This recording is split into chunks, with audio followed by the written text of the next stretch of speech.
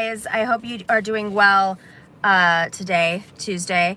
I wanted to chime in and talk to you a little bit about the NYPD and the New York City budget that this budget process that's been going on for pretty much all day between the mayor and the City Council of New York. Of course, you know, this is in the midst of the movement to defund the NYPD, the movement to defund the police across the country. In the midst of uprisings across the country. And so I wanted to give you a little bit of an update.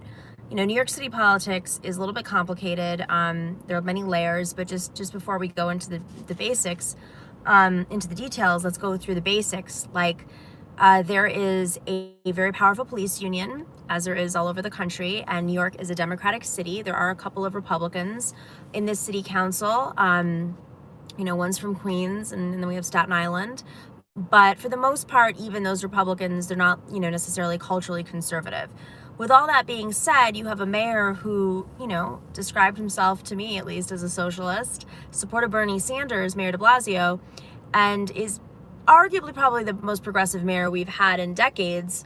He is still beholden to the police union, so much so that he has been unwilling to budge. He is taking the more conservative line in the negotiations with the city council, with city council members that are possibly posturing, but are way more conservative, at least on paper, with other issues than de Blasio, which, you know, is why I think so many folks are concerned.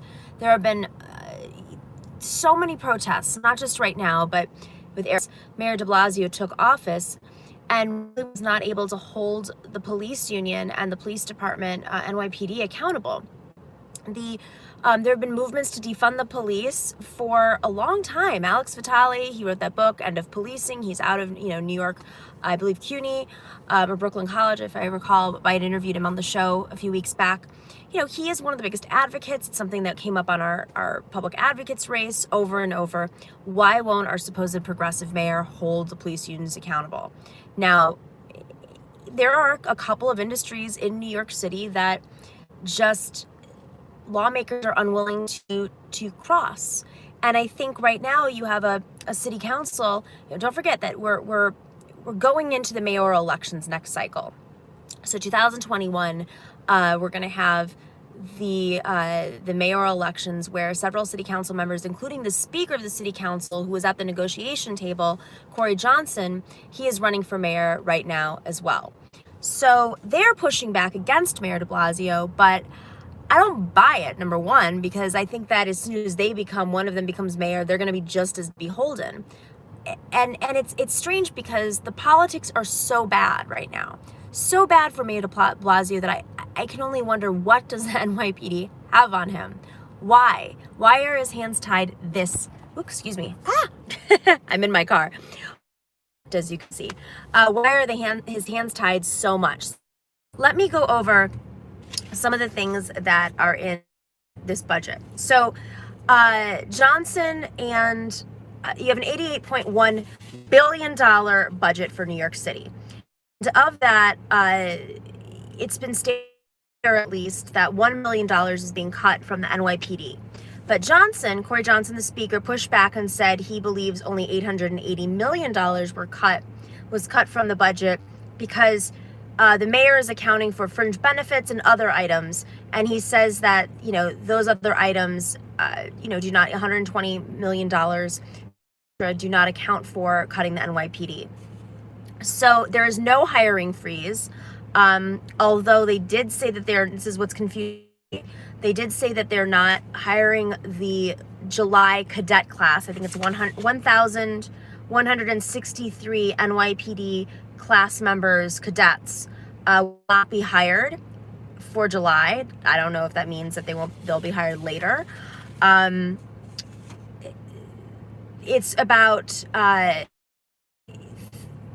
you know, they're reducing police overtime by $300 million, but you have to keep in mind that we have very weak overtime management in New York. So it's hard to justify that.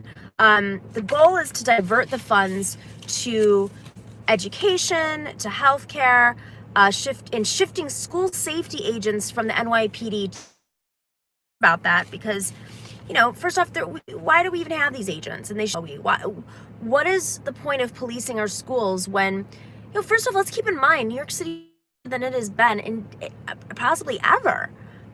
It is the safest big city in America, and yet consistently over and over, every single budget, the NYC or funds, the counter will be unaltered.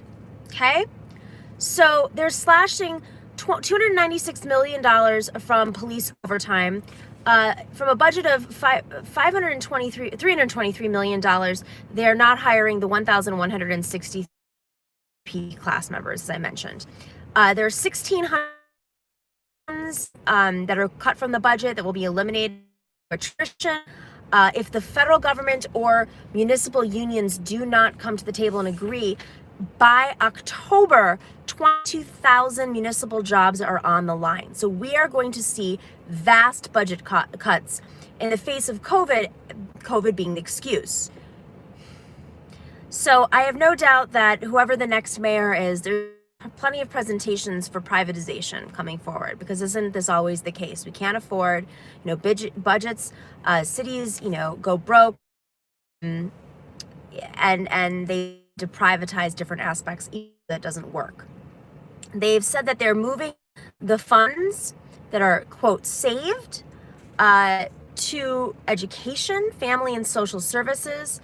430 million will be going to summer youth and family and social services. 530 million will go to NYCHA, Parks and Rec, and broadband. But this is one that's extremely frustrating. $68 million, the line item for Fair Fares program will be eliminated. The Fair Fares program is for folks who cannot afford a payment for MTA, meaning your Metro card for taking buses and subways. And now they're planning on increasing the fares. Now keep in mind, the New York City public, whether it's the Metro system, the Metro card, that used for buses and subways, it is, the card is a state issue, is state regulated and city regulated. So I didn't really explain that well, but essentially, it doesn't come down to the city council on what the cost of the fares are going to be. And they're saying that they're going to increase the fares yet again, just one more time. And now suddenly they don't have this Fair Fares program, which was a newer program already that Corey Johnson, the speaker, championed and Mayor de Blasio criticized. I mean, at the end of the day, we're so afraid of taxing our billionaires. I mean, ultimately, at the end of the day, we know where this lies. You've got Amazon, who is about to get huge tax breaks, still is in other ways. You have these billionaires, you have big companies they don't need to be, the jobs are in New York already. So when you hear all the right-wing criticisms it's great bringing the jobs to New York. The jobs are in New York. People are coming to New York for jobs. It's not like you need to bring in some company to excite people. Not to mention that with Amazon in particular, they were actually bringing in positions from other parts of the country. So it wasn't even going to provide for New Yorkers. And they were not paying taxes, which of course comes down to funding CUNY, which is the city's school system. It's the public colleges for New York, which is an institution. And they've already been facing budget cuts and slashes for a while. And Governor Cuomo, of course, sits idle. He's sitting there building his paper mache mountains to show how they've reduced cases in New York. It's really come down to him. He ignored the nursing homes crisis. He was given the information early and didn't do anything with it, and Mayor de Blasio. And so a lot of this COVID crisis could have been prevented if we had leadership that had chutzpah, frankly, and was willing to, challenge their interests that are funding their campaigns or holding them hostage. And so this is not the kind of budget that comes out of a progressive city council or a progressive mayor, progressive government. And once again, I'm going to keep beating this drum. We don't have progressives in city council. They're progressive on a bunch of really safe issues that they can get away with being progressive on, but they still take real estate money. They still, wink, wink, nod, nod, towards the NYPD. They're still for reforming the NYPD or slightly defunding it, but I have not seen revolutionary change. And, keep in mind that there's an election next year coming up in 2021 to replace the mayor. And I have yet to see a progressive step up. And that includes, the public advocate, who was my former opponent. So to this point, there's nobody who's progressive who's stepping up to run for mayor. Andrew Yang is thinking about running for mayor. Was going to run on UBI. You have the borough president of Brooklyn, Eric Adams, who's a former officer, he's a reformist. He's a reformist because he was beaten by the NYPD when he was a kid. It's just, you have a few council members stepping in. You have the speaker of the city council. This is not, the problem is that every single inch of New York government, even in our progressive organizations out there, they don't hold these progressives' feet to the fire. And this is when it matters. You look at these budgets, and there's no excuse for why they're cutting fair fares at a time when people are already vulnerable, where people are already being priced out of their communities, when they have to take the subway. They may not be able to afford a weekly Metro card or a monthly Metro card, and their employers definitely aren't paying for it. So, rents are going up. 40% of New Yorkers, it's estimated, didn't pay their rent in the last 3 months. And we still haven't dealt with rent. And so it's absolutely disgusting that there is no courage, and there's a lot of grandstanding. There's a lot of criticizing de Blasio, but I've yet to see really progressive policies put forward. The Eufio answer, Mayor Pete for mayor of New York City, being called a mayor and when he's unemployed has to be awkward. I'm sure Mayor Pete would like to run for mayor of New York City. This is really saddening because you expect to see a progressive era come out of this crisis. And we have seen some electeds, some wins, and especially in the state legislature, but we really need to start getting true progressives to run for city council. And there's a matching fund system, so it's easier and for people to raise the money if they hit the certain metrics. It's not perfect. I have a lot of criticisms of the matching fund system. But, if you want to run for city council, it is, that's where we need the progressives, the actual progressives. We need to have pledges like you will not take real estate developer money, and you will not take REBNY money, and you will not rezone your neighborhoods, and you will not, take police union money, and you will not, you will call for true defunding of the police. You will not be for these rezonings that give tax breaks to these big corporations that don't need the tax breaks. Because when these tax breaks happen, that's why we have a broken subway system. That is why they decide they have to cut fair fares program and increase the fares for everyday individuals in New York. This is the problem. They're stealing from us while we're hurting, and the richest man in the world who live in New York are not paying taxes on their 5th, 6th, 7th, 12th, 15th homes and their businesses. It's pretty outrageous. And so I think for us, I know not all of you are from New York, but it has such an impact on the globe.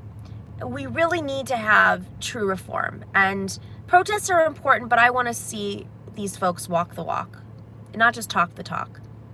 There's a lot of grandstanding. There's a lot of photo ops. There's a lot of, online excitement about, certain folks, but I don't see it in the policies. I don't see it from where they get their money.